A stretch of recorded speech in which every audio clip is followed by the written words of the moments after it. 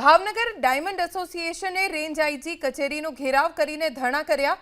1.5 મહિના પહેલા પાલિતાણામાં હીરાનો દલાલ રમેશ પટેલ લાખો રૂપિયાના હીરા લઈને ભાગી ગયો। બાદમાં તેણે હીરા વેપારીઓને હીરા વેચી દીધા।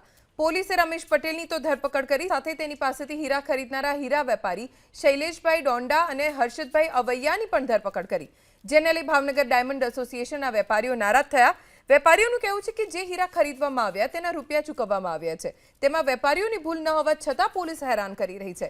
આ કેસમાં નવો વળાંક ત્યારે આવ્યો જ્યારે ફરિયાદીએ ભાવનગર ડાયમંડ એસોસિએશનના પ્રમુખ ઘનશ્યામ પટેલ પર પણ ગંભીર આરોપ લગાવ્યા। ફરિયાદીનો આરોપ છે કે પોલીસે જે મુદ્દામાલ રિકવર કરી અમને બતાવ્યું તે નબળી ક્વોલિટીના હીરા અમારા નથી, પરંતુ તેમ છતાં ભાવનગર ડાયમંડ એસોસિએશનના પ્રમુખ ઘનશ્યામ પટેલના કહેવાથી નબળી ક્વોલિટીના હીરા સ્વીકારાયા। એટલું જ નહીં, કોર્ટમાં આ હીરા છોડાવી લેવા માટેની અરજી પણ આપી દેવાઈ। એવામાં હવે સવાલ એ ઉઠી રહ્યો છે કે અસલી હીરા હજુ રિકવર નથી થયા તો તે ગયા ક્યાં, અને પોલીસે જે મુદ્દામાલ દર્શાવ્યો તે પોલીસ પાસે આવ્યો કઈ રીતે?